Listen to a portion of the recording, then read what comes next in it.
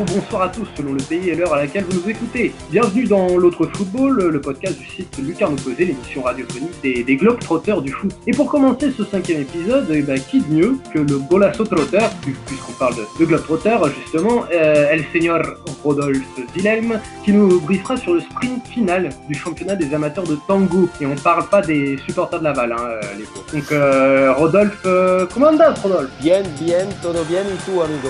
Ah, bien, pues mi espagnol es más mexicano, pero... Un placer. Nous irons ensuite nous la couler douce sur les plages du Costa Rica en compagnie de Grégory Chaboch, ancien bielciste isérois s'il en est, qui fera le bilan de la finale du Verano du Costa Rica, donc entre Herediano et le Deportivo Saprissa. Voilà Greg, comment vas-tu au Costa Rica? Tiens, je me demande un peu, est-ce qu'au Costa Rica le foot aussi il est écolo?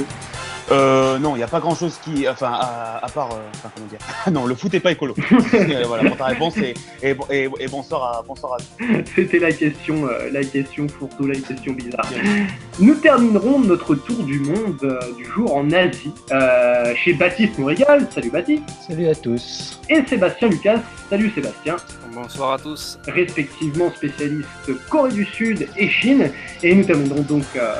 en Asie chez nos dragons, je me souviens de mes cours de géo, je suis un mec comme ça, qui feront le point sur l'ACL, la Champions League asiatique, et donc nous donnerons logiquement des nouvelles des championnats sud-coréens et chinois, où il y a eu quelques petits changements de règlement et de format, si j'ai bien tout compris. Messieurs, eh bien c'est parti, on va commencer et aller au bord du... mince, quel est le fleuve qui passe à Buenos Aires? C'est la Plata, c'est El Plata. Rio del Plata. Oui, c'est el Rio del Plata. Donc allons au bord d'El Plata pour faire un petit point sur le championnat argentin. Le championnat argentin chez qui il reste très peu de journées, 4 il me semble, et c'est bien ça, 4? Ouais, exactement. 4 journées. 3 pardon, 3. 3 journées.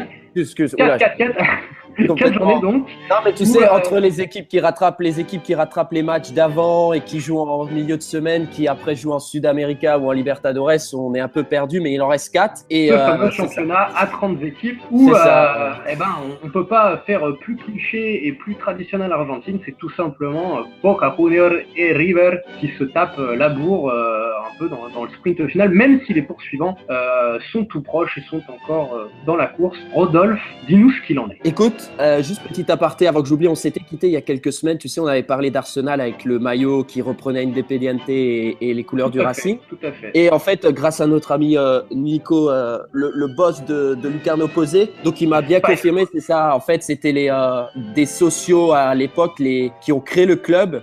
Dans la bande des sociaux d'Arsenal, il y en avait qui supportaient Independiente et d'autres le Racing, et donc c'est pour ça, pour que tout le monde soit content, ils avaient un peu mixé les deux couleurs. Voilà, c'était un peu pour l'aparté. À quand donc une sorte d'équipe Rhône-Alpes vert, bleu, blanc, rouge? On sait jamais. Écoute, après que les régions soient... Je prône la paix, voilà. Tout ce que voilà. Vas-y, je t'en prie. Écoute, on s'était quitté donc il y a quelques semaines avec Boca qui avait quelques points d'avance sur les poursuivants, et depuis on a vu le River Plate de Gallardo qui est revenu comme en folie furieuse. Pour te dire, je m'étais trompé avant pour te dire entre il restait 4 journées ou 3 journées. Ce soir, il y a un match fondamental pour le titre. River rattrape un match en retard contre l'Atlético Tucumán là-bas. Ça va être un match super important. Pour l'instant, ils sont à 4 points de Boca qui est premier avec 53 points. S'ils ne gagnent pas, je pense que vu le calendrier, pour moi, le calendrier des 3 dernières journées, c'est Boca qui a un meilleur calendrier, mais à voir. Donc si ce soir River ne gagne pas et encore pire perd à Tucumán, je pense que le titre devrait être pour Boca Junior. Après on n'est pas là. Ça va être chaud à Tucumán parce que moi je viens d'avoir aperçu via Palmeiras qui était dans le même groupe que Tucumán. Ouais, t'as vu c'est impressionnant. Tu penses que River ils sont au-dessus normalement au niveau de l'effectif, mais tu penses qu'ils ont une chance à Tucumán? Comme tu l'as dit, ils sont au-dessus au niveau de l'effectif, mais c'est à Tucumán. Ça va être très très chaud. Tucumán qui a fait une super saison en Libertadores. Ils n'ont pas réussi à passer le tour suivant, mais ils ont réussi à se faire renverser en Sudamericana. Je pense que ça va être chaud. River, s'il gagne pas, je pense que le titre ça sera joué. Après, pour revenir maintenant un peu à Boca, ils se sont un peu effondrés depuis quelques matchs, alternant victoire et match nul et défaite. Là, le dernier match, ils ont fait match nul à la dernière minute sur le terrain d'Huracan avec un penalty qui était très, comment dirais-je, litigieux. Après, faut voir, il peut être accepté. Et puis, pour la petite anecdote, il y a un supporter Boca qui après le penalty, a tout de suite appelé 911 pour appeler la police et déclarer qu'il y avait eu un vol à Huracan pour un penalty pour le club local. Donc, ça a fait les gros titres aussi dans la presse. Jusqu'au Brésil, Brésil, on a parlé. Ouais. Bah écoute, donc la police est toujours en train de le rechercher. Je sais pas s'ils l'ont trouvé, mais en tout cas, c'est pour te dire jusqu'à où là le club est sous pression. Donc il y a ça et puis derrière ça colle quoi. Pour te dire de la 6e place à la 3e place, ça se tient en 2 points. Même le Racing qui a reculé malheureusement pour nous supporters du Racing et autres, ils sont 7e à 45 points. Tu gagnes un match, tu te retrouves 3e pour te dire. Donc c'est serré à 4 journées de la fin, c'est extrêmement serré et encore ce week-end il y aura vraiment des beaux matchs. Donc c'est vraiment serré à tous les niveaux et il y a des équipes, on s'était quitté il y a quelques semaines qui marchaient très bien, comme Cologne. Newell's, le Newell's c'était pas mal. Le Newell's est toujours 3e, mais ils sont un peu rentrés dans le rang, dans le sens où les autres équipes derrière sont pas loin. Il y a le Banfield. Si je peux juste faire un petit point, parler de Newell's, oui, en effet. Juste pour préciser la chose, ils viennent ce week-end de briser une série de 3 défaites. Donc, en effet, c'était pas la bonne idée. C'est ça, ils étaient bien partis, hein. Comme Estudiantes à l'époque, on avait parlé d'Estudiantes avec la meilleure défense du championnat. Ils sont maintenant 5e, ils ont plus la meilleure défense qui est maintenant pour l'Independiente d'Avellaneda. Donc, c'est vraiment chaud. Banfield de Svitanic, ça doit parler aux anciens de la Liga, de Svitanic et de j'ai perdu son nom maintenant, de l'ancien de l'OM. Ah, comment il s'appelle? Il y en a eu beaucoup. Ouais, non, c'est le grand. Mince, il est passé par Civelli, Renato. De Renato Civelli et 4e pour te dire. Grosse surprise, tu vois, il y a des équipes comme Cologne qui sont revenues dans le rang, qui sont 9e et qui perdent un peu du terrain. Et tu as des équipes qui reviennent de nulle part. Bon, Banfield était toujours bien placé, mais Banfield est 4e. Tu as le Rosario Central qui, depuis le changement d'entraîneur avec Montero, l'Uruguayen, qui est 11e, mais qui est à 4 points, par exemple, du Racing 7e. Tu as le Defensa et Justicia, pour l'instant, qui talonne la 13e place, mais qui est qu'à 1 point de Rosario et fait une superbe deuxième partie de saison avec Sébastien BKCC. On ne sait pas ce qu'il va faire. D'ailleurs, lui, on parle de lui pour être l'assistant de Sampaoli qui va reprendre l'Albi Celeste. Donc, non, il y a des équipes qui se talonnent. De la 11e place à la 5e place, ça se tient en 6 points. Donc, on rappellera que dans le championnat argentin, les 4 premiers se qualifient les 5 premiers, se qualifient pour la Copa Libertadores et donc 6, 7, 8, 9, 10. Ouais, pour la Sudamericana. Ah, c'est pas ce que je voyais sur le site. On peut le dire, on s'en fiche, le site Soccerway, qui est personnellement mon site de référence. Je ne fais aucune pub, je ne travaille pas pour eux. Mais en effet, ils mettaient 1, 2, 3, 4 pour la Libertadores et jusqu'à 10. Ok, très bien. Tu fais bien de. On est jusqu'à 11 pour la Sudamericana. 4 équipes vont descendre sur les 30. Donc pour l'instant, dans les 4, on a le Quilmes, on a le Belgrano, Sarmiento et Arsenal, le fameux Arsenal. Je pense que c'est presque fait, hein. Ils sont à 7 points du 26e qui est le Tiburon Aldosivi. Donc je pense que c'est fait. Et les 2 clubs de Primera B, pour l'instant, il y a d'ailleurs le Argentino Juniors de Gabriel Hanse qui est premier, qui devrait peut-être monter. Après, on va voir. Tu sais, on est en Argentine, il y a 46 journées pour la seconde division, hein, pour te dire. Incroyable. Donc, il y a 2 équipes de la B qui vont monter en A et 4 de la A qui vont descendre en B. Donc, voilà, championnat argentin, 46 journées en Segunda B, c'est l'Argentine, c'est beau. Petite question, River était un peu parti en mode diesel, un peu doucement. Ouais. Et puis on montait en régime. Exactement. Comme ça pour terminer donc en talonnant Boca et en jouant le titre.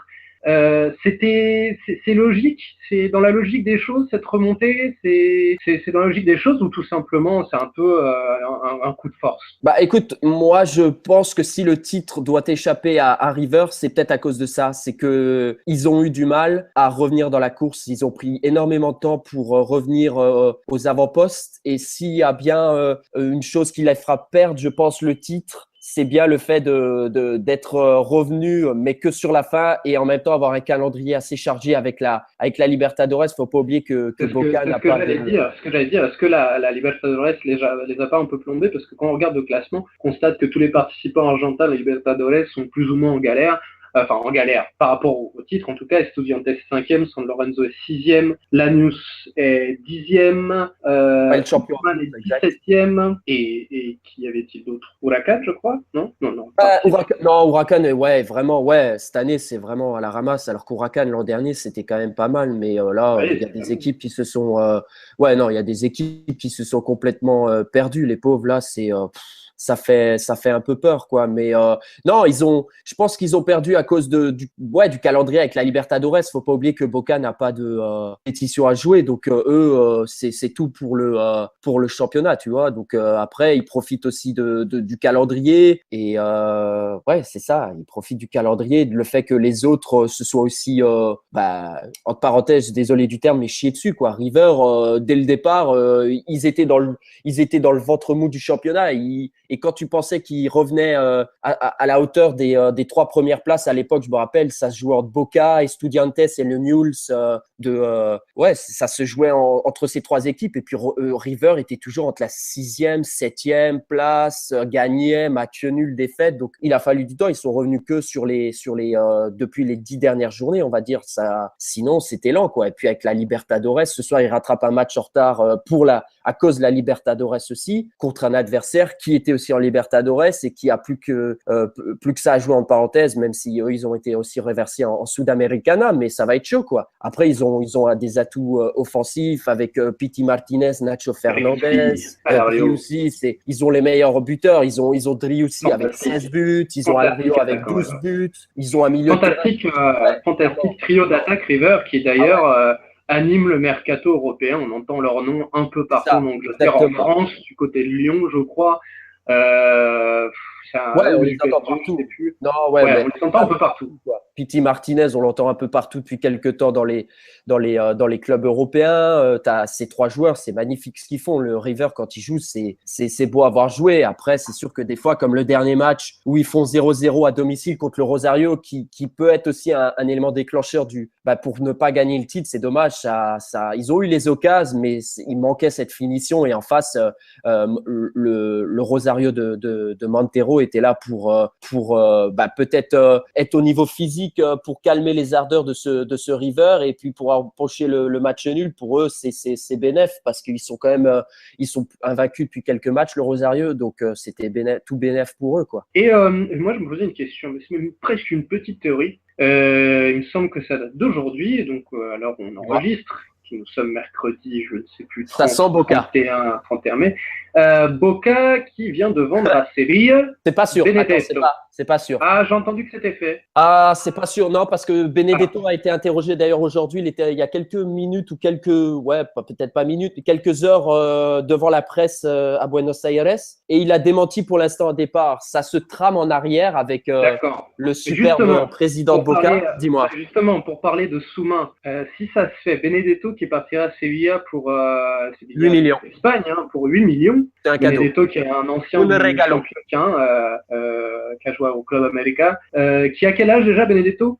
Benedetto, là, tu me poses une colle. Il doit pas être vieux, hein, Benedetto. 25, il me semble que c'était 25, quelque chose comme ça. Benedetto, 25. Ouais, 27 il a. 27 ans. 27 ans pour Benedetto, ça reste encore viable, mais surtout qui est un des gros artisans de cette grosse saison de Boca. Quand on sait que Sevilla s'est arraché le cœur en en laissant Sampaoli partir chez l'AFA et qu'on sait les accointances de l'AFA avec Boca Juniors, est-ce qu'il y a un truc? Est-ce qu'il pourrait y avoir un truc? Ouais, moi je pense qu'il y a un truc, hein, c'est clair, hein, parce que on parle de la clause, mais certains journalistes argentins me disaient en off que la clause, si c'était signé après le 31 mai, ça pouvait atteindre jusqu'à 7 voire 8 millions d'euros. Hein. Donc je sais pas, l'annonce qui vient d'arriver aujourd'hui, le 31 mai, je sais pas. Il y a peut-être quelque chose derrière qui se cache. Hein. Après, c'est la fin. Hein. Je pense que on pensait que c'était parti avec la mort de l'ancien président et les nouvelles élections, mais en fait, on a vu que dès les élections, c'était un peu reparti dans le fourre-tout, quoi. Donc, je pense qu'il y a quelque chose derrière. Ouais, clairement, le 8 millions d'euros qui est un peu un cadeau pour moi fait au FC Séville, c'est pour un joueur comme ça qui va finir dans le top 3 des meilleurs buteurs en Argentine, ouais, c'est cadeau. Donc il y a quelque chose, il y a anguille sous roche. D'accord. Bah tiens, justement, on a encore un peu de temps pour l'Argentine. Tu voulais en parler rapidement, puisque ça fait très bien la transition. Sampaoli a donc été recruté pour être le sélectionneur de l'Argentine. C'est une bonne chose selon toi?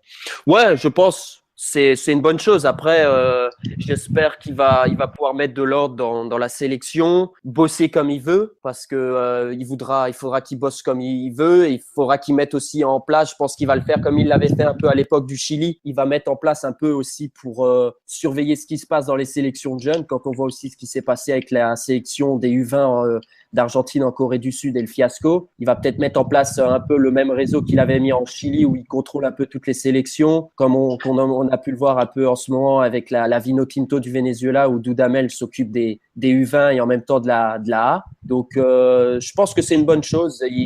À ce qui paraît, il y a Icardi qui va venir jouer enfin. Enfin, on va lui laisser sa chance à Icardi. Donc, on va voir comment ça se passe avec les vieux en parenthèse du vestiaire. Mais je pense que Sampaoli est l'homme de la situation, quoi. Et il y a urgence. Je crois que Greg avait une petite question. Ouais, une petite question pour Rodolphe, surtout sur Marcelo Gallardo, donc le coach de River Plate. Est-ce que selon toi il va rester, et s'il part, est-ce qu'il peut venir en Europe et surtout en France, quoi? Je pense que Gallardo, s'il doit partir, il ira en Europe. Hein. Ça c'est clair et net de toute façon. Je pense qu'il ira en Europe. Après, écoute, pour te dire, je sais pas, il a un contrat jusqu'en décembre 2017, donc. Écoute, moi je pense que ça va être selon son parcours en Libertadores et le championnat, quelle place il va finir. Hein. S'il y a fiasco dans les deux compétitions, je pense qu'il va partir. Après, la Hincha de River est à fond derrière lui. Ils veulent pas le voir partir, mais je pense que lui, pour son évolution, au bout d'un moment, il va vouloir partir vers l'Europe. Juste deux autres trucs, sachant qu'il a déjà joué à Monaco et que Jardim va peut-être partir. Est-ce que ça peut être une piste pour lui? Et de deux, est-ce que le fait que Bielsa soit à Lille et soit dans le championnat de Ligue 1, ça peut aussi motiver certains coachs argentins à venir en Ligue 1. Ouais, d'ailleurs, ça c'est bonne argumentation avec Bielsa à Lille. C'est vrai que ça peut-être refaire venir les coachs argentins et étrangers qui ont vu que Bielsa revenait en Ligue 1. Donc ouais, s'il doit revenir, je pense qu'il y a pas beaucoup d'équipes en France qui peuvent se le permettre en ce moment pour les résultats et autres. Et Monaco, si Jardim part, ça peut être une belle alternative, surtout qu'il a évolué dans ce club, donc je pense qu'il connaît un peu ce club et comment ça se passe. Donc ça serait vraiment pas mal pour le club, pour la Ligue 1 et pour attirer encore des talents argentins. Je pense que s'il vient, il ramènerait dans ses valises quelques joueurs, peut-être, qui sait. D'accord, merci Rodolphe pour ce pour terminer, il y a pour cette 27e journée qui va commencer en fait le 2 juin. C'est assez compliqué hein, parce que donc Tucumán joue ce soir contre River Plate pour reprendre la 22e journée à 7h15 heure de Buenos Aires. Demain, il y a un match en retard pour la 23e journée entre Arsenal et Olimpo. Arsenal d'ailleurs, on a parlé de Benedetto, il avait fait ses débuts à Arsenal à l'époque. Et la 27e journée commence le 2 juin et entre autres, on aura un San Lorenzo River Plate pour te dire le 4 juin. Donc tu vois River Plate qui se déplace encore sur le terrain de San Lorenzo qui vient de perdre au Racing. Et on aura un Boca Junior Independiente à 6h, heure locale, le 4 juin. Il y a encore une belle programme. Ouais, ça va. Pour te dire le calendrier, c'est pour ça que je disais que c'était à l'avantage peut-être un peu de Boca qui, ok, va prendre l'Independiente qui joue super bien en ce moment, qui a la meilleure défense, mais va la prendre à domicile, alors que River se déplace une deuxième fois à San Lorenzo qui vient de perdre sur le terrain du Racing, n'aura plus le droit à une deuxième chance. Donc non, là, les 4 journées qui restent, les 3 journées qui restent, ça va être chaud là. D'accord, comme on le dit, c'est le sprint final en Argentine, donc à suivre dans ces prochaines semaines, avec donc franchement ça c'est comme je le dis, quoi, c'est le blockbuster, on en rêve à chaque fois et c'est presque cliché ce sprint final et cette lutte entre Boca et River, les deux plus grands rivaux qui donc luttent pour le titre dans ces 3 dernières journées. Exactement, voilà, ça va être chaud. Ça va être très chaud. Eh bien, merci Rodolphe. Maintenant, on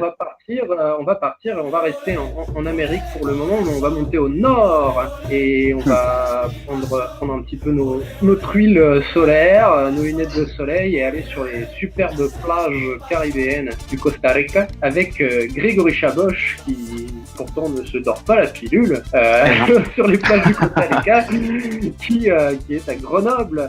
Et Greg, voilà, tu nous avais parlé sur le 3e podcast la dernière phase, le quadrangular, je dis avec l'accent brésilien, quadrangular, du tournoi du championnat costaricain, qui s'est donc terminé ce verano costaricain sur une finale entre Herediano et Saprissa. Alors qu'est-ce qui s'est passé? Comment ça s'est passé? Un peu, explique-nous. Exactement. Alors rapidement pour vous rappeler.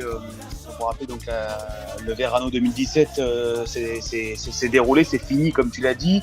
On a eu donc le quadrangular comme tu l'as bien dit avec Limon et Santos de Guapiles qui eux ne sont pas sortis et ont fini 3 et 4e respectivement. Donc on a donné une des plus belles finales de ces 10 dernières années au Costa Rica entre Herediano et Deportivo Saprissa. Eh bien rappelons-le les deux grands clubs historiques.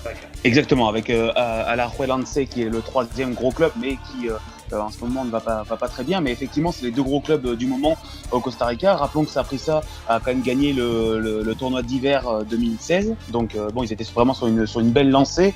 On pensait vraiment qu'ils allaient pas qu'ils allaient enchaîner parce qu'on voyait quand même que c'était compliqué. Le coach Carlos Watson a donc décidé de commencer. Le match aller était à Herediano, je vous l'ai pas dit, mais le match aller était à Herediano et le retour donc à Saprissa.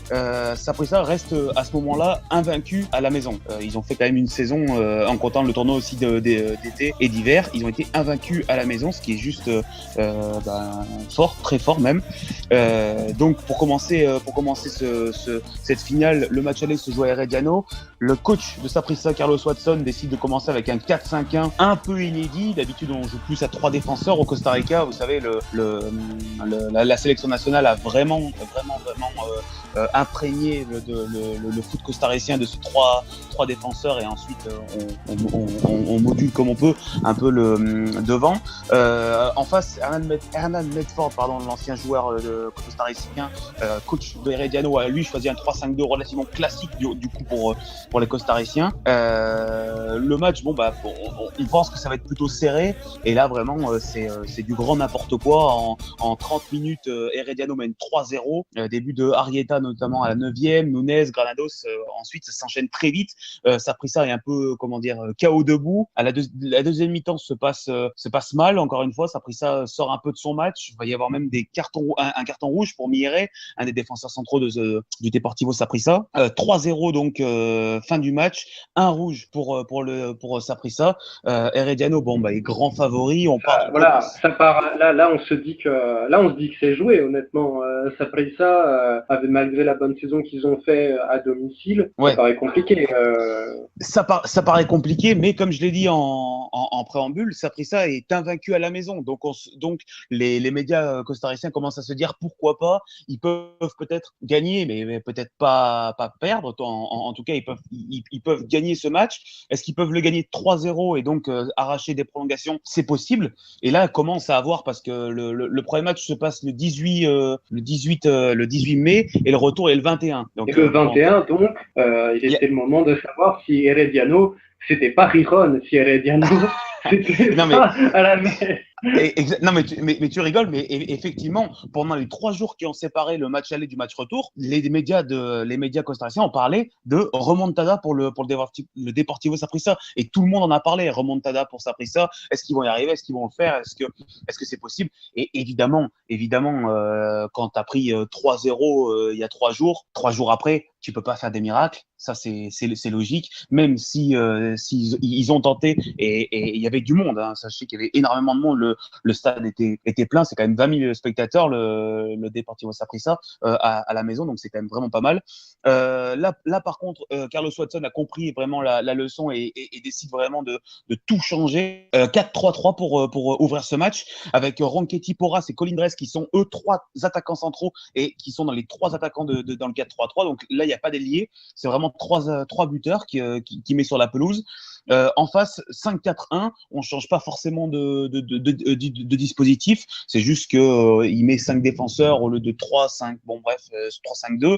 Il enlève juste un attaquant pour mettre un milieu de terrain. Côté Herediano, on assure. On recule un peu quand même. On a un peu peur.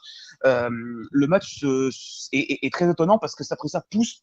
On se dit, ils vont au moins en marquer un. Avec ces 3 numéros 9, tu vas peut-être en planter un. Et puis en fait, le temps passe. À la mi-temps 0-0, les 2 équipes se regardent un peu, se jaugent. On se demande ce qui va tomber. En tout cas, on sait que le premier qui va marquer aura un très très gros avantage psychologique. Et 67e minute de jeu, c'est Arrieta, le milieu de terrain de Herediano, qui va ouvrir le score. L'attaquant de Herediano qui va ouvrir le score. 67e minute. Donc là, on sait que c'est plié. Quoi qu'il arrive, il y a 4-0 au score cumulé. Saprissa ne reviendra pas. Et par la suite, évidemment, on a eu le fabuleux tacle de l'attaquant Ronchetti, notamment qui est passé donc dans 91e minute sur SFR Sport, puisque c'est un tacle relativement, horrible. Ouais. Acrobatique, terrible, moche, bref. J'ai essayé de trouver des mots un peu plus doux pour pas se faire censurer. Mais oui, c'était violent. Voilà, c'était en gros, il nous a fait une boucherie. Il a pris un carton rouge. La commission de discipline lui a mis que 3 matchs. Vous pouvez retrouver la vidéo sur Twitter. C'est quand même relativement très grave. Et 88e minute, Nunes va enfoncer le clou. 2-0 pour Herediano. Herediano est donc sacré champion dans le Verano 2017 et prend ce titre. Et par la même occasion, se qualifie pour la Ligue des Champions, de la CONCACAF la saison prochaine. Et grâce à cette victoire d'Herediano, Alajuelense, qui est le 3e grand club au Costa Rica, qui a fait une saison relativement mauvaise, qui n'était, on le rappelle, même pas dans le quadrangular. Exactement. Se qualifie pour la Ligue des Champions également, puisque cette saison, spécialement cette saison, le Costa Rica a 4 places en Coupe d'Europe, en Coupe d'Europe, merde, n'importe quoi. J'ai tellement l'habitude avec la Ligue des Champions et la Coupe d'Europe, en Ligue des Champions donc américaine. Donc 4 places pour le Costa Rica cette saison, peut-être un peu plus de chances d'au moins faire une finale. Du coup, si on résume un petit peu, qu'on voit Herediano qui gagne ce Verano costa-ricain, c'est un peu dans l'ordre des choses. Si je me souviens bien de ce que tu nous avais expliqué la dernière fois, Herediano a un petit peu été la meilleure équipe de la saison. Et Deportivo Saprissa, même si il y a un savoir-faire, s'il y a une histoire derrière ce club et que c'est un des plus grands clubs, ils ont vécu une saison bien plus compliquée. Donc au final, ce 5-0 est presque normal. Oui, effectivement, comme je l'avais expliqué la dernière fois, le Costa Rica a innové cette saison avec ces 2 phases, donc le Verano et l'Inverno 2016 et le Verano 2017, plus un tournoi, un quadrangular, plus une finale aller-retour. C'est la première fois qu'on voyait ça au Costa Rica et il faut être clair, le calendrier, c'est du grand n'importe quoi. C'est vraiment injouable. Et vous ajoutez à ça la Ligue des Champions pour Saprissa qui a quand même passé le premier tour. Bon, c'est fait éliminer après le premier tour, mais ils ont quand même passé le premier tour. C'est devenu vraiment injouable pour Saprissa d'aller déjà aller jusqu'en finale. Rappelé par Pachuca, je crois. Exactement, éliminé par Pachuca, 0-0 à l'aller et 5-0 au retour. Exactement, club mexicain. Donc voilà, clairement, retrouver Saprissa déjà en finale de Verano 2017, c'est déjà une performance parce que le calendrier était horrible pour eux. Donc vraiment, c'est déjà bien de les avoir retrouvés en finale. Et comme tu l'as dit, Heredeno qui gagne cette finale, c'est finalement dans l'ordre des choses. Ce qui nous a un peu surpris, c'est la victoire 2-0 et 3-0 parce que le 5-0 sur le score cumulé dans un match qui est normalement très très serré, ça ressemble à quand même quelque chose, un score qui est lourd et qui me semble personnellement sévère. Moi, j'ai une petite question pour toi. Je sais pas si j'espère que c'est pas une question piège. Je sais que Ricardo Lavolpe, qui est un entraîneur argentin que les suiveurs du championnat mexicain connaissent bien parce qu'il a à peu près fait toutes les tôles du Mexique. Je dis tôle, hein, soyons clairs, hein, c'est un petit nom pour les clubs de foot. Lavolpe a une tradition un peu à la Bielsa, la Guardiola. D'ailleurs, il fait partie de cette myriade d'inspiration, Guardiola, quand il parle de tactique, entre Bielsa, Lolito, Lilo. Et donc, la Volpe qui est donc à ce style-là, qui fait partie des premiers entraîneurs avec Bielsa à avoir prôné ce style de jeu un peu offensif, à 3 défenseurs, avec beaucoup de pressing. Et ce fameux La Volpe, il me semble que vers 2010-2011, il a entraîné le Costa Rica. Est-ce que La Volpe a laissé une empreinte quand même d'un point de vue tactique, d'un point de vue jeu au Costa Rica, et est-ce que c'est un peu la répercussion qu'on voit aussi avec la bonne forme des Ticos et de la sélection nationale? De toute façon, son passage à la tête de la sélection a évidemment changé quelque chose dans la façon du Costa Rica de voir le foot. Clairement, c'est lui qui a apporté ce système à 3 défenseurs, et je l'ai dit tout à l'heure, c'est grâce à lui et ensuite à tous ceux qui se sont mis à jouer à 3 derrière, que ce soit les sélectionneurs qui ont suivi la Volpe ou les entraîneurs de clubs comme Hernan Medford notamment, ou Campos qui justement a signé en Bolivie dans le club de Blooming. Il est parti, il a fait une super saison avec Cartagenes et il est parti donc pour la Bolivie. Mais clairement, ces entraîneurs ont été marqués par le passage de la Volpe au Costa Rica. Et oui, effectivement, là, on se retrouve avec je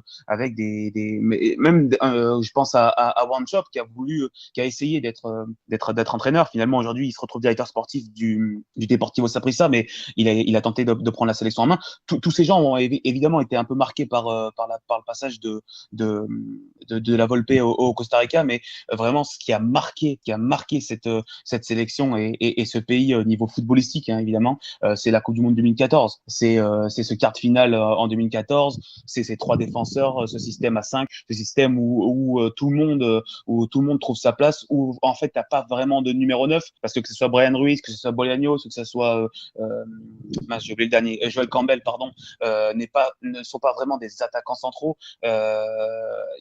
Voilà, il y a ce passage de 2014, cette Coupe du Monde 2014 qui a marqué les esprits au Costa Rica, et en fait on est en train de surfer un peu dessus depuis maintenant 3 ans. Et du coup, je terminerai par cette question. Du coup, est-ce que tu penses qu'on reverra les Ticos en bonne forme en 2018, ou est-ce que c'était une petite hype de 2014?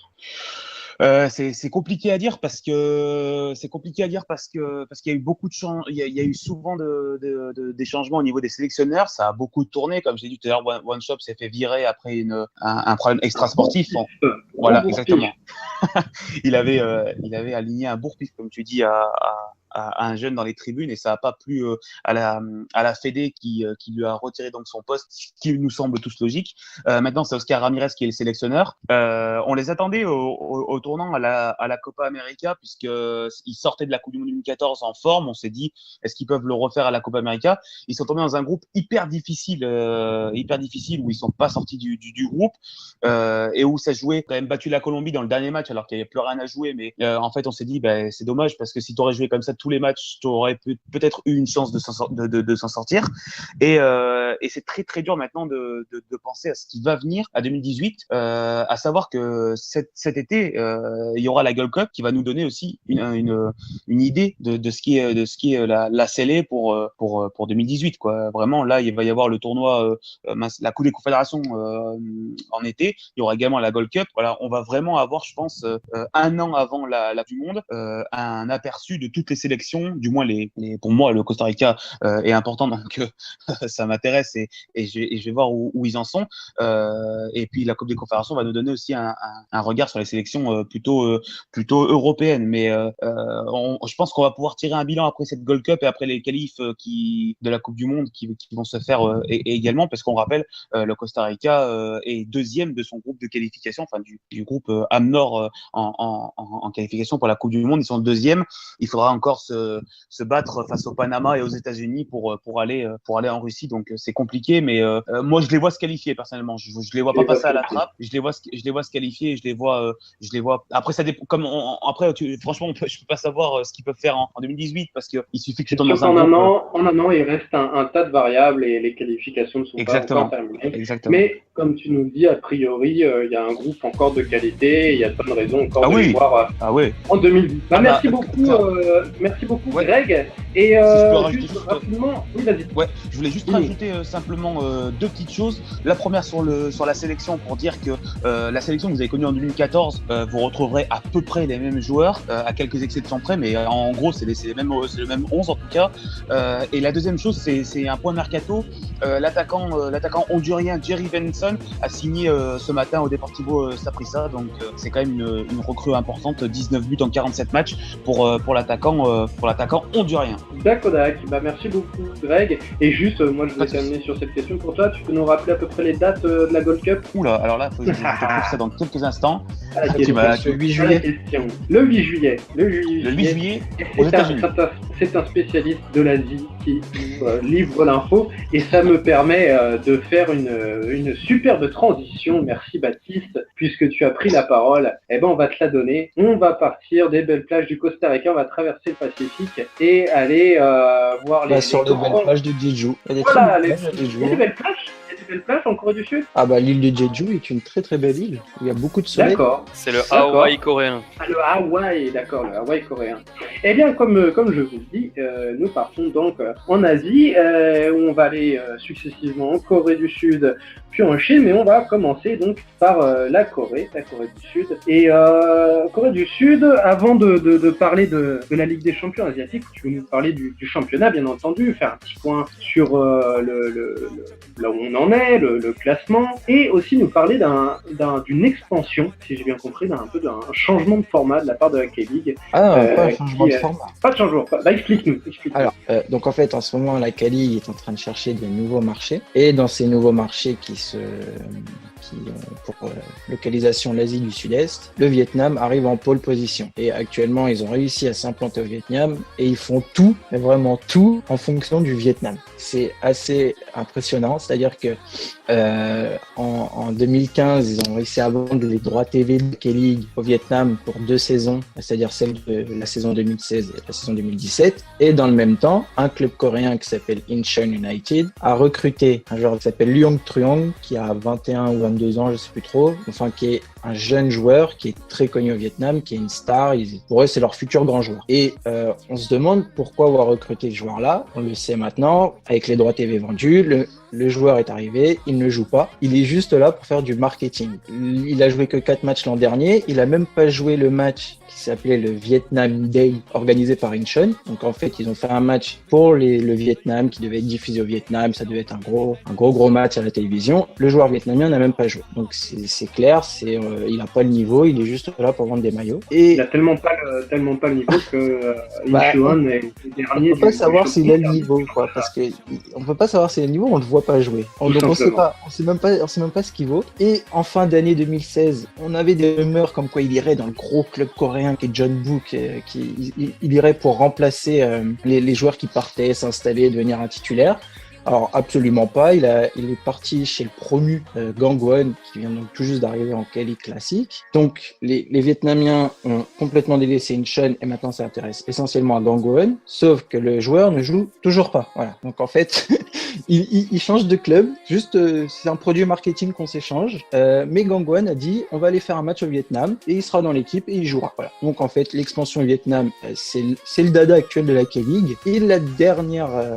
Donc vraiment, pour faire le point, quand tu parles préciser, quand tu parles d'expansion, c'est vraiment en termes de notoriété, d'image, de notoriété de la K-League au Vietnam. C'est ça. C'est ça. Ils essayent je rappelle rapidement Vietnam, qui géopolitiquement est assez n'a vraiment rien à voir avec la Corée du Sud, qui est plutôt d'un style capitaliste libéral. Le Vietnam reste un pays plus ou moins ancré dans un communisme presque stalinien, un peu à l'ancienne, peut-être pas au point de la Corée du Nord, mais quelque chose d'assez ancré, d'assez fort, et qui s'ouvre beaucoup au football et où la sélection commence à avoir quelques résultats. Ils étaient là, pour la première fois, ils étaient qualifiés en Coupe du Monde du 20. Ils n'ont pas été ridicules. Bon, ils n'ont pas le niveau, mais ils n'ont pas été si ridicules que ça. Oui, ils commencent un petit peu à se développer et c'est très bien pour le football asiatique. Il y a plus d'équipes qui commencent à se développer, comme la Chine. Bon, le Vietnam est encore très très loin de la Chine, mais non, c'est bien. Et là, donc la K-League, ayant des problèmes d'argent, elle a saisi l'opportunité d'aller se vendre elle-même là-bas. Je pense que c'est une des seules ligues asiatiques qui s'y vend. Et maintenant qu'ils ont réussi à attraper ce marché, ils ne le lâchent plus.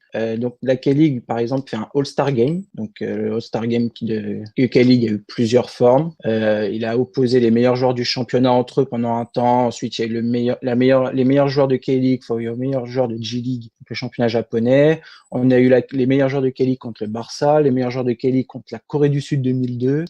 Enfin voilà, on a eu plein de choses différentes. Et cette année, ils vont mettre en place les meilleurs joueurs de K-League contre l'équipe du Vietnam. Et ça se déroulera à Hanoï. Ça, c'est clair. Comme ça, c'est clair. Le 29 juillet à Hanoï. Et dans l'équipe du Vietnam, le joueur vietnamien Luong Truong sera titulaire. Voilà. Donc... Et ce fameux Luong Truong, est-ce que c'est au moins une vedette au Vietnam? Est-ce que oui, c'est une vedette. C'est le pilier de la sélection? Je pense que je pourrais pas dire c'est le pilier de la sélection, j'ai jamais regardé la sélection, mais c'est une vedette. C'est-à-dire que si tu tapes son nom sur Internet, chaque semaine, tu as des articles. Alors que le mec ne joue pas du tout en Corée. Il ne joue pas, mais tu as un article pour te dire qu'il ne joue pas, qu'ils espèrent qu'il va jouer, que peut-être il sera sur le banc, que voilà. Donc en fait, on fait tout un truc autour de ce joueur-là. On ne connaît pas son réel niveau. Bon, je pense qu'il doit être fort parce que là, il est tout le temps appelé avec la sélection du Vietnam. Donc, il doit être fort entre guillemets. Pour le Vietnam, ça doit être le meilleur joueur, mais nous, on peut pas connaître son réel niveau. On le voit pas. Je me permets de lâcher la question, puisqu'il y a beaucoup de nationalisme en Asie du Sud-Est notamment. Est-ce que il y a un rapport avec ça, avec tout simplement le fait qu'il soit vietnamien et le fait qu'en Corée du Sud, il y a beaucoup de Coréens qui jouent. C'est vraiment un championnat très national et un pays assez fier de ses couleurs, de son drapeau, assez patriote. Est-ce qu'il n'est pas un peu écarté à cause de sa nationalité? Non, pas du tout, parce qu'en fait, il y a beaucoup de Coréens, parce qu'il y a la règle les joueurs étrangers, comme il y a en Chine et au Japon. C'est-à-dire qu'ils n'ont pas le droit d'avoir plus de 4 joueurs étrangers. Et sur ces 4 joueurs étrangers, il en faut au moins un qui soit asiatique. Donc, c'est assez compliqué de faire venir des joueurs asiatiques dans leurs équipes. Et donc là, lui, il est là, il ne joue pas, il prend une place d'un joueur asiatique qui pourrait être très performant. Donc, et on le voit pas. Mais je pense vraiment, et les observateurs sud-coréens le pensent aussi, c'est vraiment un produit marketing. C'est histoire de se faire connaître au Vietnam, de trouver des nouveaux marchés. Voilà. Après, peut-être que si le Vietnam ne reprend pas les droits de la K-League, parce qu'ils vont peut-être se sentir arnaqués sur cette affaire de Luong Truong, il va être, le Gangwon va lui dire bon, c'est fini, tu peux rentrer chez toi, ils vont couper le contrat, et que la K-League vend son droit TV, par exemple en Thaïlande, il va y avoir un joueur thaïlandais qui va venir en K-League. Voilà, on sait pas trop ce qu'il fait là, ce garçon, mais au moins la K-League essaye qui a des gros problèmes de visibilité, on va pas se le cacher, qui a des gros problèmes de visibilité, au moins essaye de trouver des nouveaux marchés. Bon, c'est au Vietnam, c'est un petit marché, mais au moins ça cherche quelque chose. K-League qui a des problèmes de visibilité, problème de visibilité, c'est dur à dire. Visibilité à l'échelle internationale et ce problème de visibilité pourtant ne reflète absolument pas le niveau de la K-League qui en tout cas au niveau continental est tout à fait plus qu'honorable. C'est clairement le meilleur championnat actuel en Asie avec le Japon. Avec le Japon, j'allais te demander si c'était au-dessus du Japon. Non, le niveau je pense que c'est pareil. C'est à peu près la même chose, sensiblement pareil. Peut-être que le Japon est un peu plus fort ou peut-être la K-League, on ne sait pas, mais sensiblement c'est pareil. C'est les deux plus grands championnats, sauf que la K-League, comme même dans le pays, on va pas le dire, mais on s'en fout un petit peu, ils ont du mal à se faire connaître, même à l'international, surtout que maintenant la Chine commence à attirer des grandes stars, donc les yeux sont braqués sur la Chine, et donc la K-League à côté, pas trop de visibilité, donc ils essayent de viser des petits pays asiatiques. D'accord.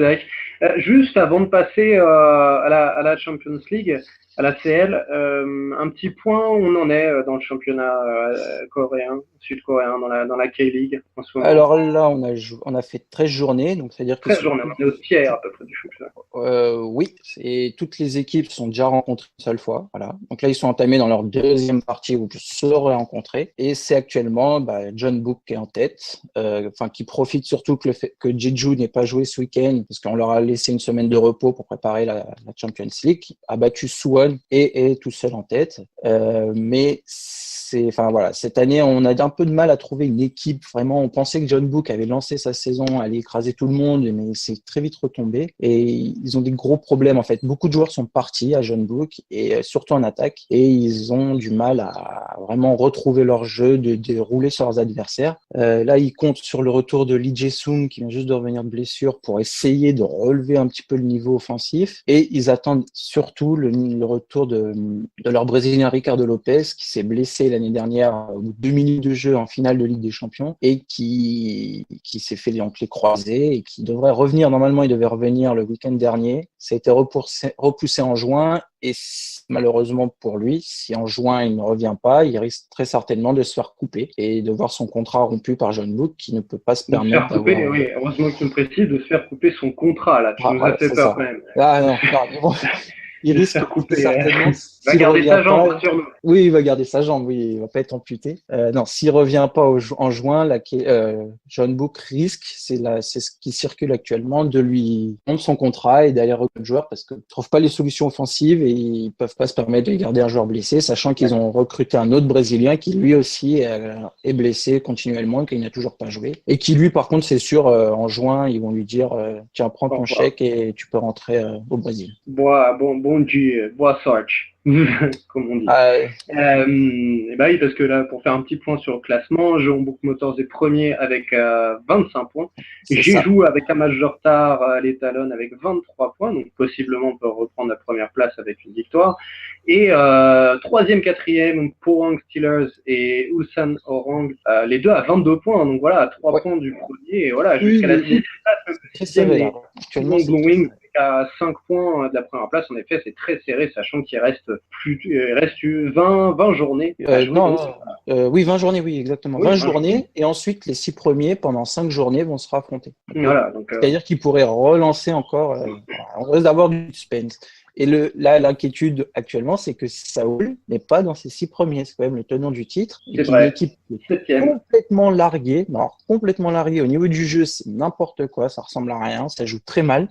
Et on commence à se dire que on n'aura peut-être pas Séoul, qui est pourtant une grosse équipe en Corée du Sud et même sur le plan continental, ne pourrait ne pas défendre son titre et donc ne pas être en Ligue des Champions l'année prochaine. Ce qui serait tu fais parfaitement la transition Ligue des Champions. Tu nous as parlé tu nous parles donc de quelle pour Ligue des Champions asiatiques. Tu nous as parlé de Jeju, qui était donc mis au repos, qui avait eu une journée de repos pour pouvoir jouer son 8e de finale de Ligue des Champions, puisque Ligue des Champions asiatiques, puisque la Ligue des Champions asiatiques en est à ses 8e de finale, et le sort a été scellé puisque les matchs retour ont été joués la nuit dernière. Aujourd'hui même. Oui, mais je suis un peu perdu avec les différents fuseaux les Européens, rédactionnels de l'univers opposé. Et donc, ça ne s'est pas très bien passé pour Jeju. Est-ce que tu peux nous en parler? Je sais, on marche sur des œufs sur ce sujet, mais vas-y. Alors, ils avaient gagné le match aller 2-0. On est face à Urawa Red Diamonds, donc une équipe japonaise. Donc le match aller 2-0. Ils avaient joué que 30 minutes. Jeju à peu près, le temps de marquer un but. Ensuite, ils avaient été complètement dominés. Ils avaient marqué sur un contre à la toute fin du match. Et donc là, ils ont voulu jouer à ce qu'ils ne savent pas faire, c'est-à-dire se mettre derrière à attendre pendant 90 minutes et préserver leur 2-0. Mais quand on fait cette tactique avec seulement 3 défenseurs et 2 joueurs normalement censés faire les arrières latéraux, mais qui sont avant tout des joueurs très offensifs et qui ne savent pas défendre. Plus lié Forcément, surtout que si tu es face à Urawa, tu es sûr que tu vas prendre le bouillon. Ils ont pris le bouillon. Rappelons que Urawa Red Diamonds est un club donc japonais et pas un moindre. C'est un des meilleurs clubs japonais. Un des meilleurs clubs japonais. Et donc, ils ont pris le bouillon pendant 90 minutes. Ils se sont fait même reprendre en 30 minutes. Ils se sont fait reprendre leur avantage de 2-0. Et ils ont réussi à aller en prolongation. Ça a été assez dur pour eux. Et en prolongation, ils ont craqué. Ils ont pris un but sur une nouvelle erreur de marquage. Enfin bref, ils se sont complètement passés à côté de leur match. Et bien évidemment, comme souvent, les matchs entre Japonais les Japonais d'Urawa surtout et les équipes coréennes, ça s'est mal passé. Parce que l'année dernière, il y avait déjà eu un problème avec Pohang et Urawa. Et donc, il y a eu une bagarre à la 120e minute. Jeju était agacé que, en fait, il y avait les 3 joueurs de Urawa étaient au poteau de corner pour gagner du temps. Les 3 joueurs de Jeju voulaient récupérer le ballon. Ils ont été très vite agacés que les joueurs d'Urawa les empêchent d'aller vers le ballon. Mais vraiment, c'est-à-dire que c'est interdit, quoi. T'as pas le droit d'empêcher des joueurs de se déplacer. Et l'arbitre a laissé, je trouve, trop longtemps cette situation se dérouler. À peu près 20 secondes quand même. Pendant 20 secondes, les 3 mecs se mettaient dessus. Donc l'arbitre a sifflé et là, c'est parti complètement en live. Il y a même un remplaçant de Jeju a fait tout le terrain parce que c'était à l'opposé du sien, juste pour venir mettre un énorme coup de coude dans la tronche d'un joueur d'Urawa. Donc le rouge, j'espère qu'il va prendre énormément de la part de la Confédération, pardon. La Confédération, ensuite, donc, il restait 30 secondes à jouer, ça s'est joué, et quand ça s'est fini, un défenseur d'Urawa n'a rien trouvé de mieux, alors que la tension était toujours pas retombée, hein, ils venaient vraiment tous se battre, d'aller narguer les joueurs de Jeju en leur montrant le signe 3 avec les doigts et 0, et il semblerait, alors là, ça, on ne sait pas, que son compatriote, qui est aussi connu pour être un petit peu, débile, on va dire, en étant gentil, a fait le signe, vous pleurez. Et donc là, forcément, les mecs de Jeju qui étaient déjà déçus et qui ont réagi très bêtement, c'est reparti en bagarre. Donc tout le terrain, c'était la bagarre générale entre le staff, les joueurs, enfin tout le monde. Et le joueur donc de Urawa qui s'appelle Makino qui a fait ça, on a une superbe scène digne de Brandao, c'est-à-dire qu'il se fait courser, mais littéralement courser par les joueurs de Jeju. Voilà, donc mais d'un ridicule total, c'est n'importe quoi. Il n'y a rien d'autre à dire, c'est n'importe quoi. Et justement, à propos de cette bagarre, moi j'aimerais bien aller au-delà de ce fait précis et aller vraiment plus sur la culture foot en Asie du Sud-Est. On sait que en Asie du Sud-Est, que ce soit le Japon, la Corée du Sud, la Corée du Nord, je n'en parle pas, la Vietnam, Thaïlande, etc. C'est des pays très très nationalistes où le sentiment identitaire, l'amour du drapeau, le sentiment patriote est très fort. Et il y a eu beaucoup de conflits historiques entre l'un et l'autre des pays durant l'histoire. Et la Chine, voilà, je n'ai pas besoin de parler de la Chine non plus à ce sujet-là. Est-ce qu'il y a vraiment des tensions quand des clubs de ces pays-là se rencontrent, enfin de différents pays, je ne parle pas seulement du Japon et de la Corée du Sud, ça peut être la Chine, ça peut être Thaïlande, ça peut être, se rencontrent en Ligue des champions asiatiques?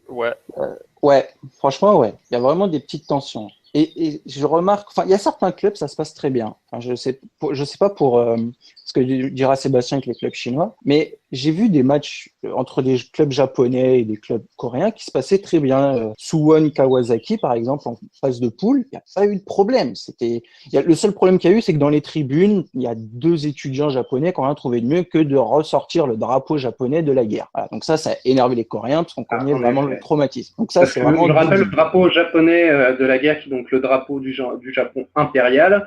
Voilà, et le drapeau qu'on connaît actuellement, blanc avec le cercle rouge au milieu, mais avec le soleil, le rouge rayonnant, voilà, un peu comme ceux qui voient le drapeau macédonien actuel qui est rouge et jaune. Vous l'inversez, blanc et rouge, et vous avez le drapeau impérial. Et donc en Corée ou en Chine et globalement en Asie du Sud-Est, il est très mal vu. Très, très, très mauvais souvenir historique. Voilà, donc là la tension, c'était vraiment dans les tribunes. Donc les Coréens ont envahi la tribune pour essayer d'aller casser la gueule aux Japonais qui avaient sorti ça et ils se sont pris aux mauvaises personnes. Les supporters de Kawasaki n'ont pas compris, ils ont vu des mecs arriver pour les taper. Enfin voilà, les tensions, c'est surtout sur ce point-là. Et entre les clubs, ça dépend. Moi, j'ai vu des matchs, ça se passait très bien, pas de problème. Il y a des coups, les gars se mettent une table, on oublie, etc. Mais j'ai remarqué, dernière aussi, entre Urawa et Pohang, c'était parti en fight. Voilà. Je ne sais pas ce qui se passe avec cette équipe. Voilà, je sais pas. Forcément, ils vont vouloir se montrer l'un plus fort que l'autre. Nous, on est les maîtres en Asie. Il y a peut-être une culture très particulière autour d'Urawa, autour de ses supporters, etc. Franchement, je ne sais pas. Mais... Qu'est-ce que tu penses de tout ça, toi, Sébastien, puisque je le rappelle, tu es spécialiste du championnat chinois et que, de fait, tu peux nous parler également de la Ligue des champions asiatiques. Alors, pour en revenir avec le nationalisme, ça a été très exacerbé lors de l'affrontement entre Eastern FC et Guangzhou Evergrande, parce que s'il y a un club de Hong Kong et l'autre un club chinois. Donc on rappelle rapidement, petit point d'histoire, que Hong Kong était c'était un protectorat anglais. Protectorat anglais jusqu'à 99.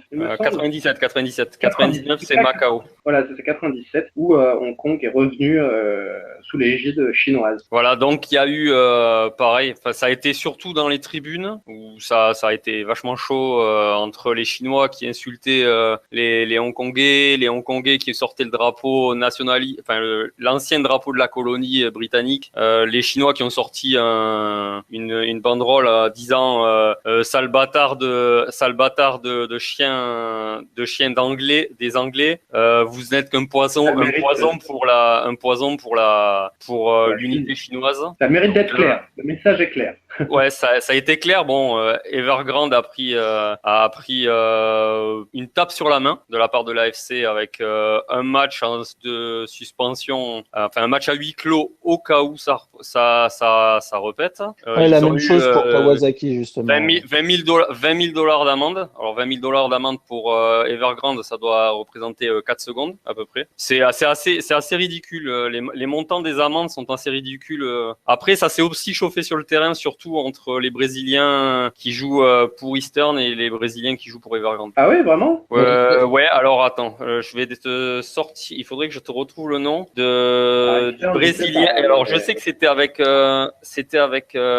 Paulinho et Alan et le joueur brésilien de Eastern, c'était alors comment il s'appelle, parce qu'il y avait un Anglais et un Brésilien qui étaient dans l'histoire. Je vais pas pouvoir te retrouver le nom dans l'immédiat. Mais en tout cas, pour ceux qui ne sont pas habitués des championnats asiatiques et de la culture asiatique, voilà, on a tout, je sais pas pourquoi, tendance à penser que c'est un continent peut-être par rapport zen, peut-être par rapport à la culture bouddhiste, mais voilà, faut rappeler que c'est des cultures très patriotes où il y a beaucoup d'antagonisme entre les pays du fait de leur histoire, des différentes guerres, colonisations qu'il y a eu, et que voilà, quand un club coréen affronte un club japonais, un chinois, un coréen, un chinois, etc., c'est pas rien du tout, il faut gagner. L'important, c'est de montrer que il faut le gagner. Mais voilà. Sur le terrain, pas forcément tout le temps la bagarre. Là, par exemple, sur Jeju Urawa, on ne voit pas ça à chaque match. Là, les mecs ont complètement pété un plomb. À Jeju, ils ont complètement pété un câble. Et en plus, Makino, qui est très malin, là, la tension est pas retombée, il va chambrer. Enfin, c'était n'importe quoi, mais vraiment n'importe quoi. Et l'AFC, le problème de l'AFC, c'est que l'AFC ne gère mais rien du tout. C'est-à-dire, comme l'a dit Sébastien, les amendes, c'est rien. C'est ridicule, c'est limite, oui, bon, voilà, allez, vilain petit garçon, il me tape sur la main comme il a dit, et puis on oublie. Alors qu'on sait très bien que ça peut être beaucoup plus borderline. Sortir un drapeau Rising Sun, en Corée du Sud en plus, c'est-à-dire que le mec est venu dans le stade en Corée, il a sorti le drapeau. Et quand on connaît les tensions autour de ça... Quand on connaît l'histoire des deux pays, c'est... Oui, et surtout que c'est pas terminé. C'est de l'ordre de sortir un drapeau nazi en France, dans un stade, ça, en France, ou en Israël carrément, quoi. Enfin, c'est parce que voilà, il y a eu des exactions de l'Empire japonais envers les Coréens très très fortes, en Chine également, donc c'est très très puissant comme jet symbolique. J'ai retrouvé le joueur brésilien, donc c'était Diego Eli, ex Juventus Athletic Club. Juventus de São Paulo, oui, c'est un petit club de 3e division C'est, voilà. S'il joue à Hong Kong, c'est qu'il y a une raison. Ouais, voilà, ouais. Mais bon, il s'est bien frité avec, ça s'est donné des coups au retour au vestiaire, ça a beaucoup parlé. Hein. Et puisque vous êtes des suiveurs, du coup, qu'on parle de friction, de tension comme ça, je sais pas là si vous pourrez me répondre, mais on sait que, vu que vous suivez la Champions League asiatique, on sait qu'il y a également, donc il y a des clubs asiatiques d'Asie du Sud-Est, comme du Japon jusqu'à la Thaïlande et l'Indonésie, mais il y a aussi des clubs d'Orient, comme des clubs qataris, des clubs émiratis, saoudiens, iraniens, ouzbeks. Et par exemple, là, je vois Al Ain, qui est un club émirati qui a rencontré l'Iranien Esterhlal, je ne sais pas trop comment ça se prononce. Ah, Est-ce que vous avez déjà entendu parler de friction entre clubs arabes ou entre clubs arabes et perses, sachant qu'on sait qu'il y a énormément de friction entre les arabes sunnites et les musulmans sunnites et les musulmans chiites qui sont majoritaires en Iran. Est-ce qu'il y a également ce genre de choses entre clubs arabes, orientaux, perses? Franchement, je saurais pas répondre. Je sais déjà même pas si les Arabes ont le droit de rentrer en Iran. Ils ont forcément le droit, parce qu'Alain a joué à Téhéran. Non, mais les joueurs, le club peut venir, mais est-ce que les supporters peuvent faire le voyage? C'est une très bonne question. Je peux pas te répondre avec certitude, mais il me semble que il y a certaines tensions quand les clubs s'affrontent sur le terrain entre les différents joueurs. Un petit peu comme en Asie du Sud-Est, en Asie du Sud, en Asie de l'Est, c'est un petit peu la même chose. Ça part pas en bagarre à chaque fois, hein, pas non plus des zones de non-droit, mais il y a des petites tensions. Effectivement, il me semble qu'il y en a, et même d'ailleurs, il me semble qu'il y en a eu cette année en phase de groupe. J'en profite d'ailleurs pour faire un petit appel, ma foi, et ça concerne la rédaction du Lucarne Opposé comme l'équipe de l'autre football. Ma foi, on n'a pas de spécialiste du football arabe. Tu dois avoir un visa, si je me rappelle bien. Si tu es iranien, pour aller en Arabie Saoudite, tu dois demander un visa de touriste. D'accord. Oui, pour faire des voyages, c'est très compliqué. D'ailleurs, il y a. C'est comme les Français pour aller en Russie, on est obligé de demander un visa de touriste, c'est assez compliqué aussi à avoir, tu vois. Si t'as pas de partenariat avec le pays ou c'est ça, de partenariat économique ou autre avec un autre pays, c'est assez compliqué. Il faut un visa de touriste, faut prouver à quel hôtel tu vas, combien tu as en argent, quelqu'un va s'occuper de toi ou pas. C'est assez. C'est exactement comme un chien. Du coup, comme je disais, je fais un appel à ceux qui nous écoutent. Si vous connaissez un spécialiste du football arabe et ou perse, on serait ravis de l'accueillir dans la rédaction de Lucarne Opposé, du site Lucarne Opposé, et bien sûr dans nos podcasts. Pour s'occuper des tracteurs football d'ailleurs. Exactement. Pour avoir un visa, ça demande énormément de temps, donc c'est pour ça que, comme disait Sébastien, peut-être que les supporters n'y vont pas. Parce que je sais que la Corée du Sud avait refusé que son match face à la Syrie ait lieu au Liban, je crois, enfin dans un club, dans un pays du Moyen-Orient, parce que les démarches pour les joueurs à avoir des visas, des autorisations étaient beaucoup trop longues. Et ça les faisait peut-être arriver genre 2 ou 3 heures avant le match. Donc si c'est la même chose pour les supporters qui doivent faire des démarches depuis 3 mois ou je ne sais combien de temps, ça risque d'être compliqué. Donc voilà pour voilà un petit peu. Non, on n'a pas terminé pour la Champions League asiatique. Est-ce que tu peux nous faire rapidement un point sur les clubs chinois qui jouaient également leur 8e de finale? Sébastien, je rappelle que Guangzhou Evergrande joue les Kashima Antlers du Japon et que Shanghai SI Peiji et Jiangsu Suning se rencontraient. Alors, Guangzhou Evergrande, ils sont partis à la chasse, hein. Ils sont allés se payer le Kashima Antlers. Jolie métaphore. Pour rappel, Kashima Antlers est symbolisé par un crâne de cerf. Sébastien, j'aurai plein de questions pour toi après, prépare-toi. Pas de question piège d'Aliane. Non. Donc ils sont partis, ils sont allés donc à Kashima après avoir gagné 1-0 grâce à un but de Paulinho au match aller. Le match retour, ça a été beaucoup plus compliqué parce que Kashima a proposé pas mal de jeux, même si Guangzhou a été plutôt dangereux. Les 2 buts de Kashima ont été magnifiques, deux frappes enroulées superbes, pleine lucarne en lucarne opposée, impossible à aller chercher. Paulinho a qualifié Et Paulinho a marqué sur.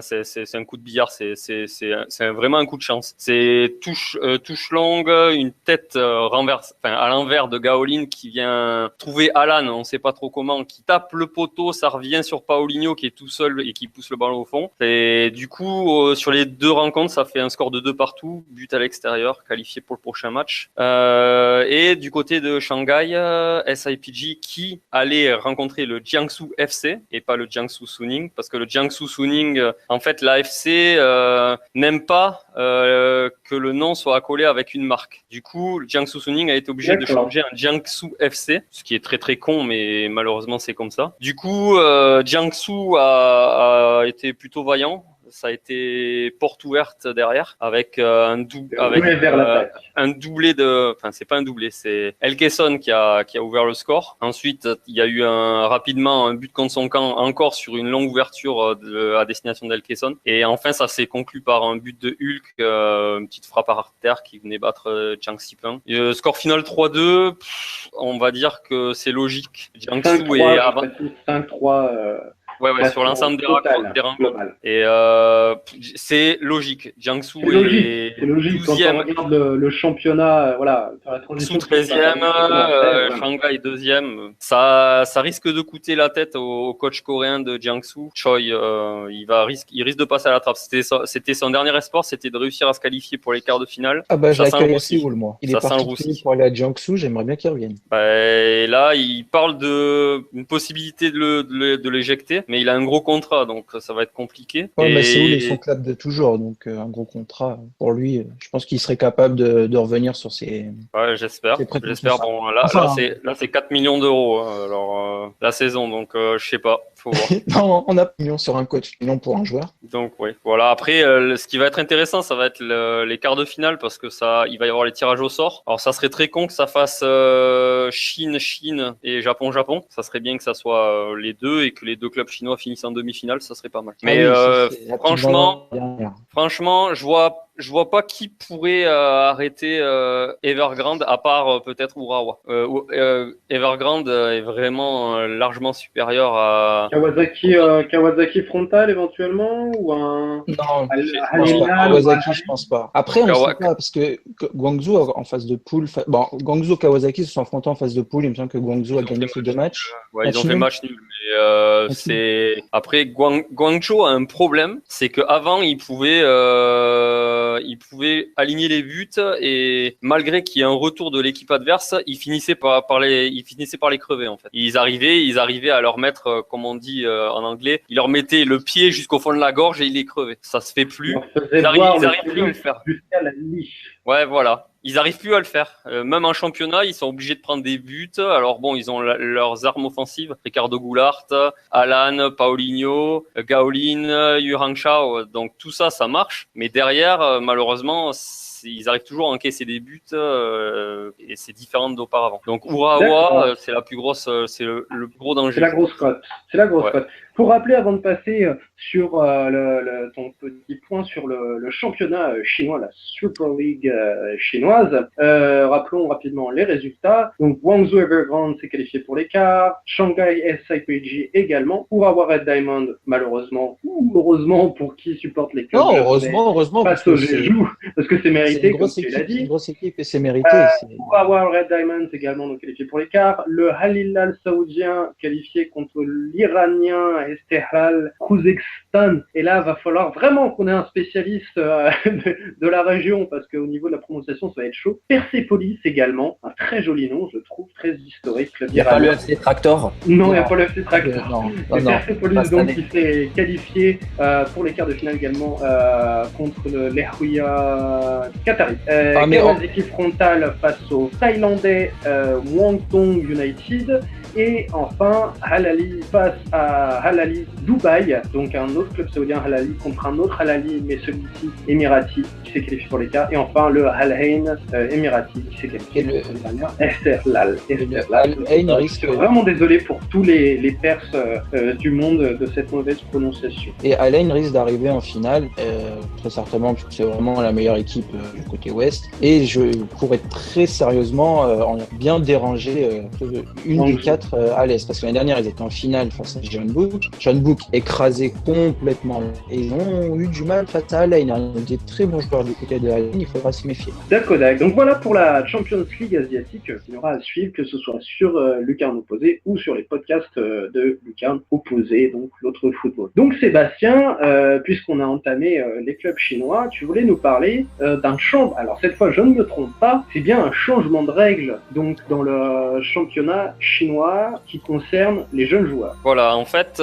il y a déjà eu un changement au début d'année qui a été fait un petit peu à l'arrache à 6 semaines du début de championnat où la CFA a rien trouvé de mieux que d'imposer un joueur U23 dans le 11 de départ et un joueur U23 au niveau des remplaçants.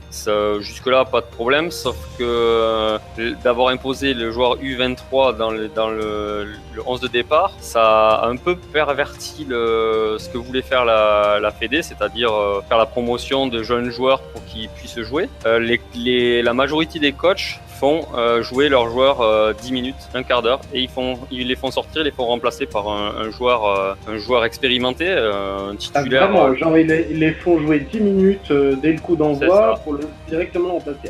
Écoute, exemple le plus frappant, c'est la victime parfaite de Villas-Boas. Il s'appelle Chang Huancheng, il a 19 ans. Il a joué, il est rentré sur les 11 semaines, il est rentré 10 fois, il a joué 15 minutes de moyenne. C'est le dernier match, il a joué 4 minutes. Donc il rentre pas, il est bien titulaire au départ. Il est titulaire et il est sorti. En fait, ça a perverti le système complètement parce que le but étant de faire jouer les jeunes joueurs pour alors faut pas se le cacher, c'est pour l'équipe nationale, c'est pour les Jeux Olympiques, c'est pour les championnats d'Asie U20 et tout ça. Malheureusement, quand tu as les joueurs qui jouent 15, 20, 30 minutes et qui se sont préparés toute la semaine, qui donnent le meilleur d'eux-mêmes et que tu sais très bien que tu vas jouer 10 minutes en début de match et que t'es sorti, t'as pas pu avoir d'impact, t'as pas pu montrer quoi que ce soit, c'est dommage. Mais ça se passe qu'avec Villas-Boas ou il y a d'autres... Non, ça le fait, il y a...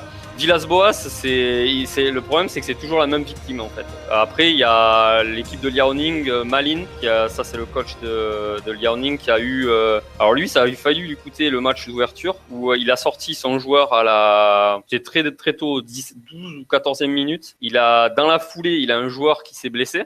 Du coup, après 20 ou 25 minutes, il te reste plus qu'un remplaçant. Et à la 60e, t'as un joueur qui s'est fait expulser. Du coup, il avait déjà effectué ses 3 changements parce qu'il avait changé un joueur à la mi-temps ou en début de deuxième mi-temps. Du coup, tu te retrouves sans solution et il a eu de la chance, ça s'est pas retourné contre lui, mais la seule excuse qu'il a trouvée pour se défendre, c'est le jeune joueur a été pris pour cible par les adversaires. Sauf qu'en face de lui, c'était un joueur de 21 ans. C'était un petit peu, tout le monde s'est un petit peu, entre guillemets, foutu de sa gueule, parce que c'est un faux débat. Ensuite, ça a été très con parce que ils ont recruté beaucoup de joueurs U23. Il y a une vingtaine de U23 qui ont été recrutés au Portugal et dans d'autres grands clubs ou dans des clubs de deuxième division pour les recruter pour justement à cause de cette règle. Et l'exemple typique, alors toujours avec malheureusement c'est Villas-Boas, ils ont recruté un joueur qui s'appelle Wei Shihao, qui est la future star de l'équipe nationale. Il est prêté par le club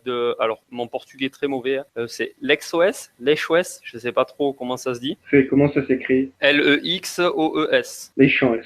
Donc lui, il est venu, et c'est un joueur avec un talent. Franchement, il est fabuleux à avoir joué, mais malheureusement, il a la triplette devant qui le bloque, Oscar, Hulk et Wulei, parce qu'il y a Elkeson qui est intouchable. Et du coup, il n'a joué que 26 minutes de moyenne, et malgré ce faible temps de jeu, il a quand même marqué 3 buts qui sont décisifs cette saison. Ah, tout de même. Oui, 3 buts, mais il marque le but de la victoire, le match d'après, il joue 4 minutes. Ouais. Mais du coup, si c'est pas respecté, si les entraîneurs là c'est carrément ne jouent pas le jeu, et que c'est aussi évident que ça, est-ce que c'est pérenne comme règle? Est-ce que ça va rester? Ça va empirer. Le voit. Ça va empirer. C'est-à-dire qu'en 2018, là, ils ont sorti un nouveau règlement où là, ils imposent carrément il y aura autant de joueurs étrangers de titulaires que de joueurs U23 titulaires sur le terrain. C'est-à-dire que si tu mets 3 étrangers titulaires, tu es obligé de mettre 3 U23. D'accord, donc c'est vraiment proportionnel au nombre d'étrangers. S'il y en a pas, l'année prochaine, s'il y en a 4, enfin 3, t'en mets 3. S'il y en a 2, t'en mets 2. C'est ce qui est un peu con parce que ils le feront jamais parce que ils feront jamais jouer aucun étranger parce que quand tu payes 60 millions sur Oscar ou tu payes 800 000 euros par mois ou plus à Tevez ou Lavezzi ou etc. C'est un peu dommage, mais c'est vrai que c'est pour forcer les coachs, je pense, à les faire jouer. Parce que quand on voit l'équipe nationale, la moyenne d'âge c'est 28 ans et que t'as que 2 joueurs qui ont moins de 23 ans sur les 12 derniers mois qui ont été appelés, il y a quand même. En fait, c'est presque compréhensible. Il y a un travail à faire sur les jeunes. C'est ça. Il y a du travail à faire et surtout, ce qui est un peu dommage, c'est que les coachs vraiment ne jouent pas le jeu. Ils ont le potentiel. Ils ont plein de joueurs qui ont le potentiel. Ouais, ce que j'allais dire, il y a vraiment des joueurs qui auraient le potentiel pour. Quand tu vois que je reviens sur Weisharau qui était donc au Portugal en D2 et qui était titulaire avec son équipe, qui a marqué, je crois, c'est 5-6 buts et qui se fait transférer à Shanghai. Enfin, il est en prêt à Shanghai et qui ne joue jamais ou très peu. Il a, comme je te dis, il joue 26 minutes et encore, c'est parce qu'il a eu un match à 72 minutes, mais sinon le reste, il a joué 4 minutes, 10 minutes, 30 minutes et puis c'est tout, quoi. Il a joué 4 ou 5 matchs. Ensuite, t'as un joueur à Chongqing qui s'appelle Nansong. Lui, il a 19 ans et franchement, il a le potentiel. Il a joué contre l'Uruguay avec les U20. Et c'est un joueur qui a un fort potentiel. Il y a au moins une dizaine de joueurs qui ont le potentiel de jouer, mais si tu leur donnes 10 minutes à chaque match, il y a qu'un seul coach qui joue le jeu. C'est le coach, il s'appelle Jia Xiu Chuan. C'est le coach de Renan qui lui joue avec 3 joueurs U23 par match. Et bon, malheureusement les résultats sont pas là, mais il a le mérite de jouer le jeu. Les autres, ils sont là pour gagner les trophées. Villas-Boas, il a dit, moi, mon objectif, c'est 4 trophées. Après, je comprends, il est pas là pour perdre. Mais ça aide pas le développement du jeu pour les jeunes. D'accord. Et tu voulais nous faire, on va faire un petit point sur le championnat, sur la Super League. La dernière fois, on s'était quitté, Guangzhou était déjà en tête. Elle l'est toujours.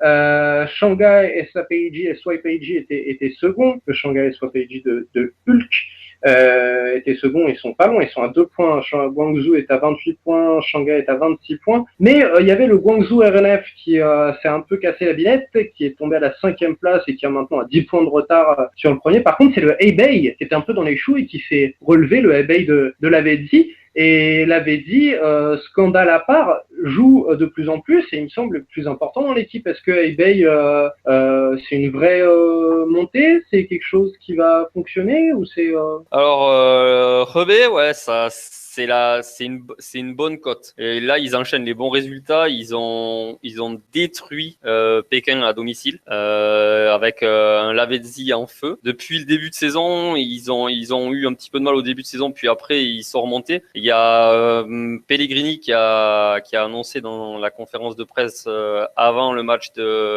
contre Pékin qu'il avait parlé à Lavezzi pour l'inciter à jouer plus et il aurait un rôle différent et plus important au niveau de l'équipe. Ça a payé parce que Lavezzi, en plus de planter, il est décisif. Il en est à 7 passes décisives, je crois, 7 ou 8 passes décisives en 4 matchs. Il a marqué 3 ou 4 buts et l'équipe, elle tourne à 3 buts de moyenne par match, quoi. Là, ils ont détruit Pékin 4-1. Ensuite, là, ce week-end, ils ont battu Changchun 2-1, mais il leur manquait des joueurs. Ensuite, ils ont aussi gagné le match avant Pékin, ils ont battu Tianjin, je crois, 4-1 aussi. Enfin, depuis qu'il y a eu le réveil de Lavezzi. On rappelle que El Pocho a été replacé en numéro 10, un peu 8-10, hein, si Ouais, c'est si ça. je Il me est, trompe il pas, est juste c'est derrière, un il est meneur juste de jeu. derrière Aloisio. Juste derrière Aloisio. Derrière les tablettes de DJ, non, aussi, non? Ça, je saurais pas dire. En tout cas, Aloisio, sur Instagram, il n'y a pas beaucoup de photos de lui, il y a beaucoup de photos de bouteilles de pinard. Ah bah c'est sympa, dis donc. Par contre, il y a un joueur qui a disparu. Alors, je sais pas s'il est blessé parce qu'il y a pas j'ai pas trouvé de nouvelles sur ça. C'est Hernanes. Il a complètement disparu. Au début de saison, il était titulaire. Et Le là, Hernandez le Hernanes de l'Inter. de l'Inter et de la Lazio. Ah ouais, Ouais, ouais, c'est ça. d'accord. Lui, il a complètement disparu. Je sais pas ce qui lui arrive. Alors peut-être qu'il est blessé, ou alors Problème d'adaptation, peut-être qu'il est comme Tevez, il préfère aller Il est resté coincé dire. à Disneyland. Ouais, il est resté coincé dans l'attraction.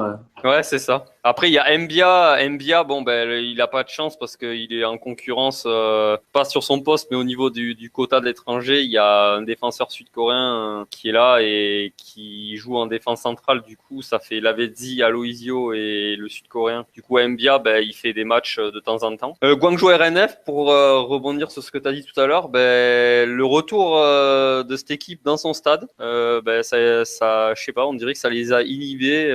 Ils sont bloqués en fait. Ça fait 5 ou 6 matchs qu'ils ont plus. Ouais, voilà, de grandes défaites, 2 défaites et 3 matchs nuls serrés en cours. Ouais, bon après il y a toujours Jahavi pour les sauver, le buteur israélien, mais depuis qu'ils ont retrouvé leur stade de USU Chuan, il y a plus rien. Ils font plus rien. Alors bon, on espère que Stochkovic va trouver la soluce, même si c'était plutôt le Leicester chinois en fait, Guangzhou RNF. Oui, tu nous avais expliqué que c'était une surprise. Oui, c'est une surprise par rapport aux saisons précédentes où ils étaient plutôt aux alentours de 6-7. Là, ils sont plutôt à leur niveau normal, on va dire, avec une saison où ils ont frôlé la relégation. D'accord, et ben merci. J'avais beaucoup, 3 questions. Merci beaucoup, Sébastien. Alors, vraiment, on va terminer sur tes questions, Rodolphe. Ah, ok. Non, là, on joue les arrêts de jeu de notre émission. Alors, vas-y. C'était juste les dernières contre-attaques dans les arrêts de jeu, Rodolphe. Exactement. Non, c'était juste si tu pouvais vite nous donner quelques mots sur l'intervention de Tevez il y a quelques jours. Je sais que t'aimes ça.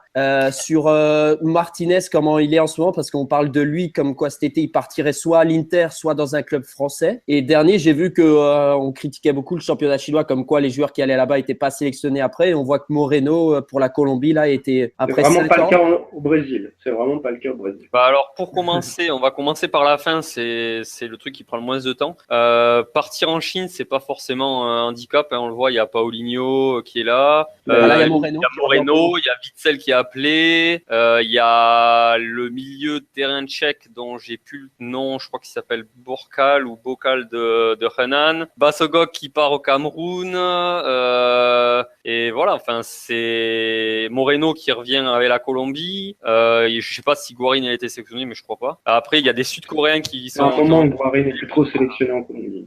Donc c'est ça. Les gens pensent que quand tu pars en Chine, forcément c'est la pré-retraite et que tu peux dire bye bye à la sélection. Et on se rend compte que comme c'est des grands joueurs, ils reviennent. Et en plus, Paulinho qui avait disparu des radars, peut-être pas au niveau de la sélection, mais au niveau du foot européen, il est revenu. Il s'est refait la série et puis là, comme il flambe, il part avec la sélection. Et quand il est là-bas, il flambe aussi. Oui, tout à fait, comme Renato Augusto d'ailleurs, aussi pour la CBF.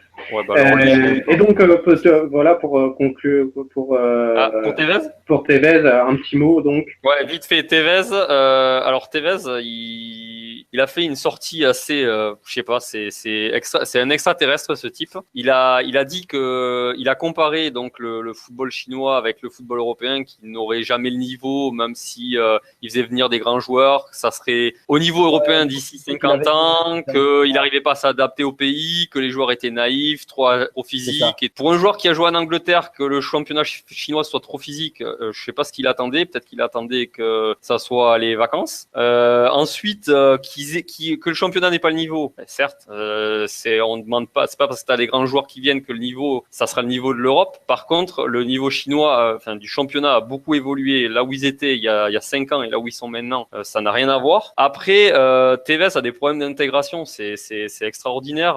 Il a tous les autres joueurs qui arrivent en Super League, ils ont aucun problème. Pato et tout ça. Il plus à Disney. Ouais, voilà, c'est ça. Il doit passer plus de temps à Disneyland, je sais pas, mais je trouve c'est très malvenu de sa part, vu qu'en plus avec tous les problèmes qu'il y a avec les joueurs étrangers en ce moment. Et enfin sur Martinez, là il a été suspendu pour un match.